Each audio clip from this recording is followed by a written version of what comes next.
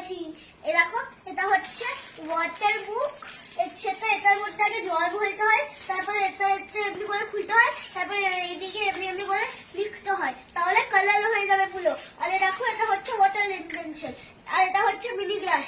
এটা এমনি করে টিপলে জল বেরোয়, কিন্তু আগে এটার ভিতরে জল দিতে হবে। ওকে, আর এটা হচ্ছে লিটল লাইট, সেটা সবাই জানে। আর দেখো এটা হচ্ছে লিপ বাম, এটা হচ্ছে এমনি করে বার করেছি। এই দেখো, ওয়াও, লিপস্টিকের মতো। এটা অনেক কালারের ছিল, আর এটা আমাকে স্যান্টা গিফট দিয়েছে। আর দেখো, আর আমার মাথাটাও দেখো। আর আমার স্কুলে একটা ক্রিসমাস কার্ড বলছিল, সেখান থেকেই আমি এইসব কিনেছি।